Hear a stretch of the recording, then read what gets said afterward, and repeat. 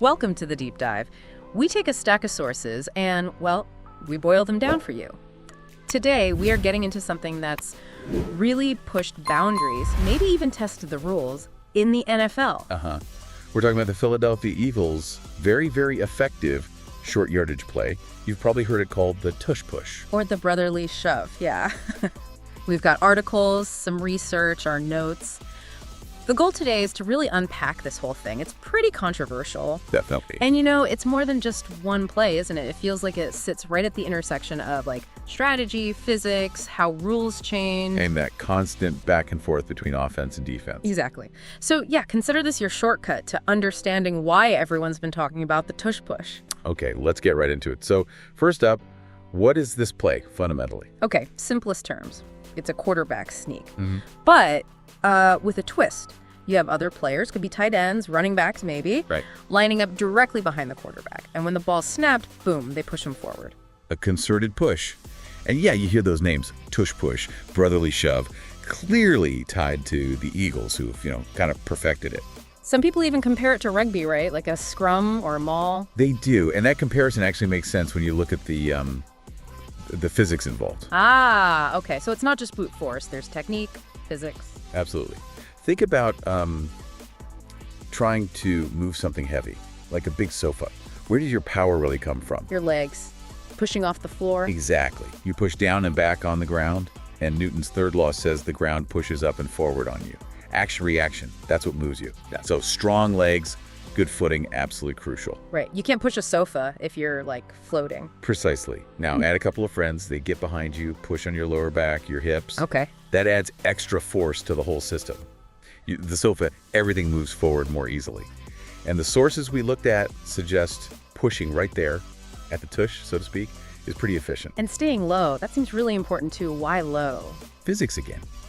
If a defender can get under you and lift you up, you lose contact with the ground. Ah, so you can't generate that push anymore. Exactly. No ground force, no movement. It's why sumo wrestlers stay so incredibly low. They want to maintain their base and get under their opponent. Take away the push point. Gotcha. That makes perfect sense. And the Eagles, they didn't just stumble on this, did they? I read they actually brought in a rugby specialist. Yeah, Richie Gray. They consulted with him to really refine the technique, the timing, how everyone works together on these short yardage plays. Shows real dedication to making it work. It does. It wasn't just, hey, let's push the QB. Yeah. They worked on optimizing it. And look, you can't talk about this without talking about Jalen Hurts. His strength, yeah. That reported 600-pound squat in college. Yeah. That's serious lower body power. It helps generate that initial surge right at the snap. Okay, so that's the how. Let's talk results. Because the Eagles, well, they've been almost unstoppable with this play. The numbers are, frankly, kind of staggering. Over 90% success rate back in 2022. Still high in 2023, like 88%. And even this past season, 2024, 82.4%. Still very, very good. But I saw something interesting about those 2024 numbers. The direct conversion rate was maybe closer to 81%. Right. 39 out of 48 attempts directly for a first down or TD. That's the 81.3%. But then if they failed but ran it again right away and got it, or if the defense jumped offside because of the formation. Exactly. That's the effective success rate argument. One source looked at that and found, okay, 8 out of the 9 times they initially failed, they tried the push again on the very next play and converted. Wow. So if you count those immediate second attempts, plus the times the defense gave them the first down via penalty, just by seeing the formation. Some argue it's effectively closer to 98% successful. 47 out of 48 attempts ultimately resulting in 98%. That's basically an automatic first down. So why are they so good at it? Is it just having those extra pushers? It's more than that. I mean, other teams run sneaks. The Bills use pushes too. But the Eagles' rate, especially on high volume, stands out compared to league averages for normal sneaks. So what's their secret sauce? Well, the sources point to a few things. Personnel, obviously. An elite O-line designed for that kind of power push. And Hurts' strength we mentioned. And Hurts, yeah. Plus, they practice it a lot. Nick Sirianni, the coach, has talked about dedicating significant practice time to it. So it's not just some gimmick they roll out. No, they work on the timing, the execution, and don't forget the offense always knows the snap count. That synchronization gives them a split-second advantage over the reacting defense. Are other teams having any luck with similar plays? Or even just traditional sneaks? Yeah, some teams have high rates on sneaks, but usually on way fewer attempts, like We saw the Browns at over 90%, Cowboys around 90%. Packers were actually 100% in 2024. Wow, 100%. Very few tries compared to the Eagles or Bills. So the Eagles are doing it successfully, repeatedly, at high volume. That's what makes it different and, well, controversial. Right. That near automatic success rate is what fuels the whole debate, the attempts to ban it. Exactly. The core argument against it is fairness. Does it bypass traditional blocking, tackling skills? Is it just about overwhelming numbers and raw power? And the safety question kept coming up, too. It did. The league's own Health and Safety Committee flagged potential injury risks in those pileups. Thinking about those rugby scrums again, which do have specific safety rules. Yeah, and this seems huge. The NFL actually tracked it last season, right? What did they find? This was a key point in the debate. The league's EVP of football operations stated very clearly, 0 injuries directly caused by the touch-push play across the entire league in the 2024 season. 0. So the primary safety argument, it didn't really hold up based on the actual data from last year. Right. Despite the concerns or comparisons, the evidence, at least for that season, didn't show it was uniquely dangerous. There's also this idea I've heard that defenses can't push their own guys forward like the offense does. Is that accurate? Not quite, according to what we read. The rules limiting defensive pushing are really specific to special teams, like pushing someone into the snapper on a field goal. Ah, okay. There isn't a general rule stopping defensive linemen from, say, pushing each other forward on a goal line stand. What blew my mind was the history here. Like, you couldn't always push the runner, could you? No. For decades, the NFL actually had a penalty called helping the runner. You couldn't push, pull, or carry the ball carrier forward. It was illegal.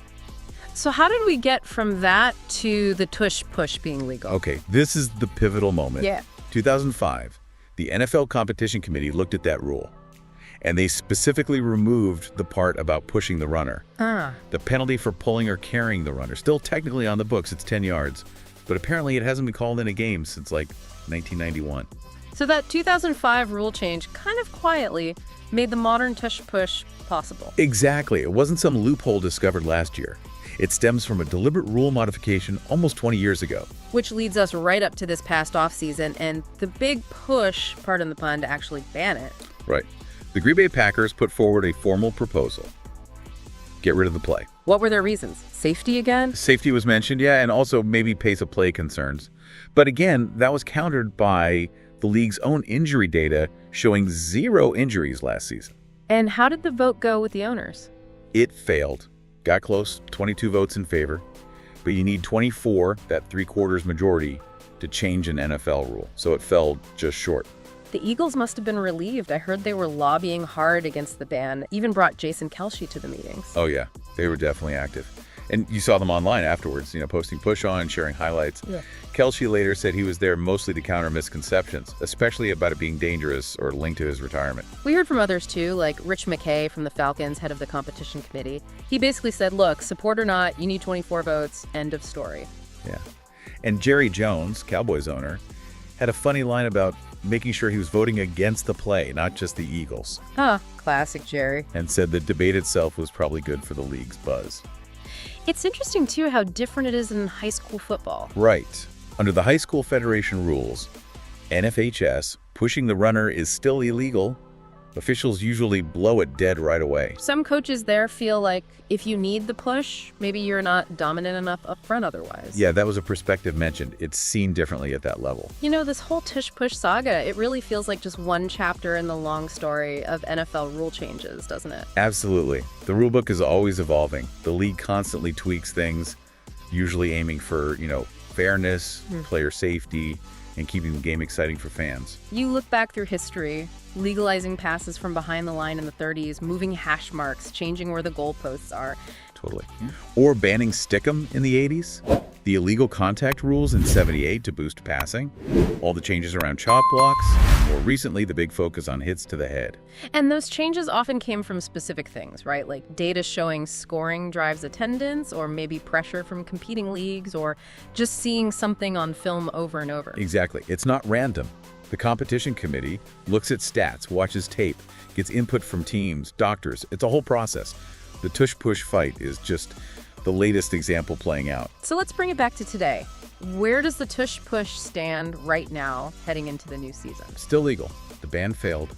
It's on the books, ready to be used. And it seems like the reasons it survived, for now anyway, are it works really well. There wasn't hard data last season showing it was XD dangerous. Right, that lack of injury data was crucial. It takes specific players and practice to be great at it, like the Eagles are. Yeah, it's not plug and play for every team. And fundamentally, it's built on that rule change from way back in 2005, not some brand new exploit. Exactly. It's operating within the rules as they've existed for quite a while now. Well, this has been quite the journey, from Newton's laws to NFL committee meetings, all centered on one short yardage play. It really highlights how much strategy, history, and debate can be packed into even the smallest parts of the game. It really does. So, okay, the Tush push lives on. Here's maybe a final thought to leave you with. How are defenses going to respond this season? Will we see new strategies emerge?